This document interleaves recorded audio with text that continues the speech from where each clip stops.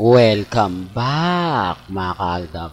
Ito na naman po ang inyong lingkod, si Mr. Destiny. At magbibigay po tayo ng pinakamainit na update po ngayon sa social media. Although throwback video po yung ginagamit natin, mas maganda na po ito, no? Kaysa naman po sa mga edited picture na pinapakita. Mas maganda pang balik-balikan ang mga ganitong video na kung saan masaya po tayo. Na kung saan kitang-kita nyo. Hindi po ba? Ito walang script yan. Kumbaga, sanay na sanay nga po sina Alden Richards, si Maine, sa mga bagay-bagay na ganyan. Hindi po ba? Na yung energy nila na andyan. Yung energy nila talagang kitang-kita mo. Hindi po ba? Sabi ko nga ito po yung may chemistry na hindi basta-basta magkakaroon ng issue. Po ba? Ibig sabihin ko mga kaaldab na kahit anong gawin po nila, kapag nagsama ang aldab, malakas talaga. Di po ba? Kahit saang anggulo mo tignan, kahit saan mo, kumbaga, ipareha. Di po ba? Real to, kaya nga pag pinapakita ko itong mga throwback video na to, maraming affected. Kasi nga po, nanunumbalik yung saya at sigla ng aldab.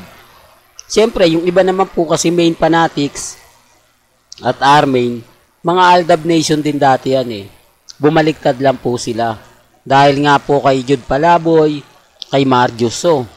Di po ba? Yan lang po talaga nagpa-impluensya sa mga Armain at mga main fanatics na bumaliktad na. Di po ba? Tapos ng panahon po ni Marjoso, puro main fanatics lang naman po yan eh. Wala pang Armain. Ang problema po mga kaaldab, pumasok na nga po ang Sarsuela na malaki naman po talaga binayad. Di po ba? Para lang po pabagsakin, para lang po tuluyang mawala ang Aldab Nation. At eto nga po yung ginagawa nila, gusto na nga po nilang mawala si Mengay. Gusto na po nilang matigil na para nga po raw papabor na sa kanila, no? Para nga po daw mas maibibigay po sa kanila yung gusto nila. Kasi pag wala nga po talaga yung Aldab, makakagawa nga po talaga sila ng history. Hindi po ba? Yun naman po talaga yung gusto nilang mangyari, makagawa ng history. Matalo ang Aldab Nation. Kasi habang naandyan yung Aldab, yung tao, nakatingin pa rin kay Lamengay at kay Alden eh. Ngayon, pag wala na po sa Meralco Theater ang Aldab, hindi po ba, mag-iiba na siya kasi una sa lahat, bago na yung stage o bago na yung studio. Pangalawa, mas malaki to kaysa sa dati. Pangatlo, magdadagdag pa raw sila ng mga bigating artista na galing po sa ABS-CBN. At syempre, dagdag mo na yung mga artista ng TV5. Kaya nga sabi ko sa inyo, hindi natin alam kung ano nga po ba talaga yung mangyayari at magaganap kapag dumating yung point na kumbaga sila Mengay at si Alden ay tuluyan na nga pong magretiro. Siyempre, pabor na pabor po sa Aldab Nation yan. Pabor na pabor po sa atin yan, di po ba? Kaya nga sabi ko sa inyo, relax lang po kayo, atin pa rin po ang panahon. Pero bago nga po pala natin ituloy, etong update natin kay Bossing, kung bago ka lang sa channel na to, at isa kang true-blooded Aldab Nation na nagmamahal kina Mengay at Tisoy, tama po ang channel na pinuntahan mo, kaya consider na po kitang bagong subscriber. At huwag mong kalimutang i-share ang mga video po natin sa mga mami, sa mga titas at sa mga senyor. May lumalabas ngayon sa isang pahayagan, isang website na nagsalita nga po raw si Mengay. At sinasabi nga niya, sinungaling nga po raw si Bossing. Hindi ko alam mga kaaldab, basta may lumabas pong article na ganyan, hindi naman natin makumpirma kung legit nga po ba siya o fake news lang. Kasi sa ngayon kasi mga kaaldab, kita nyo naman po yung mga post nila, eh, hindi ka rin kapanipaniwala, di po ba? Kasi sinasabing post to ni Maine, post to ni Arjo, post to ng ganito, di po ba? Kasi gaya nga po ng sinasabi lang po sa balita ni Ogie Diaz na nakakausap niya si Ibiang, di po ba? At yun nga po yung mga sinabi ni Ibiang sa kanya na wala naman po talagang pruweba. Pero sinabi po sa kanya. Kaya siguro mga kaaldab, may mga bagay-bagay na baka naman po may nakausap si Maine. Hindi po ba? Na malapit po sa pamilya Mendoza. Tapos ginaya na lang po yung sinabi ni Ogie Diaz na kumbaga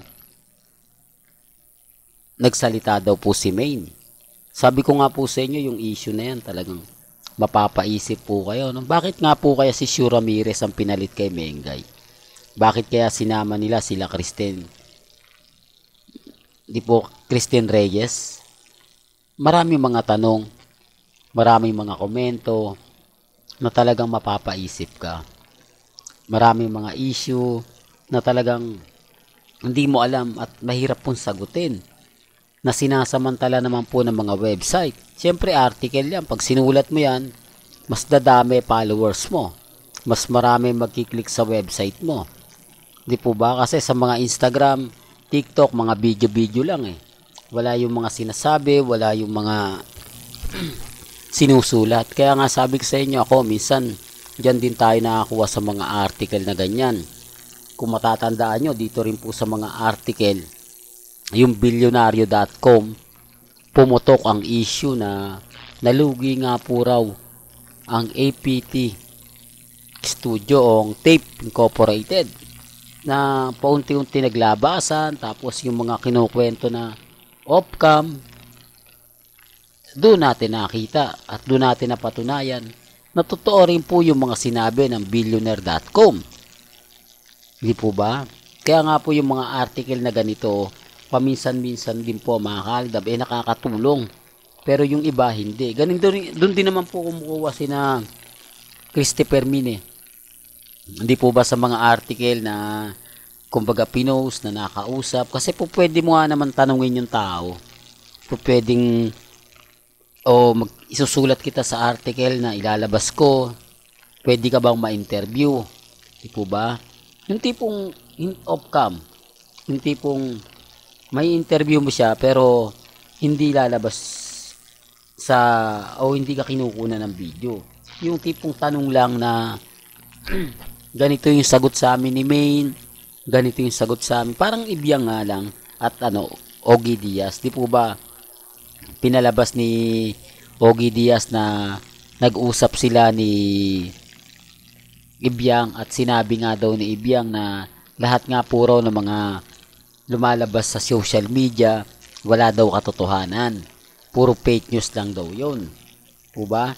Na may anak na sila ni Shu Ramirez, tapos hiwalay na sila ni Maine Mendoza. Di po ba? Ganito rin po yung nangyayari kay Mengay. Hindi lang natin alam mga kaaldab kung saan nga po ba at sino nga po ba ang nag-unang pumutok to. Kung bakit naisulat to ng isang website. Di po ba? Siyempre, hindi naman magsusulat ng ABS-CBN dyan. Ang GMA Kapuso, malamang dito to sa Philippine Star ngayon. Kasi madalas po talaga si Mengay yung topic niyan eh. Di po ba? Kung lagi po kayo nagbabasa ng dyaryo ng Philippine Star ngayon, malay siguro mga kaaldab. Kaya nga sabi ko sa inyo, ako nag-aanap po ako ng mga update. Ibig kong sabihin, naghahanap tayo ng mga ebidensya at resibo na po pwede nating ibato, na po pwede natin gawing content, di po ba? Para po magkaalaman na. Ngayon, kung nagsalita nga po talaga si Mengay ng ganyan, talagang lalong nagagalit si Bossing. Malamang hindi lang suspendido mangyari kay Mengay. Tanggal yan, no? Sinasabi ko lang po ito para lang klaro. Sinasabi ko lang po ito para lang po sa mga taong dumadaan at bumibisita po sa channel ni Mr. Destiny. Well, hanggang dito na lang po ang ating latest updates. Kaya kung gusto nyo pa po ng pinaka-latest at mga sariwang update. Abay, tumutok lang po kayo dito po sa channel ni Mr. Destiny para updated po kayo sa mga latest at sa mga bagong video po na ilalabas po natin maya-maya lang. Hanggang sa muli, salamat po sa panonood at pakikinig.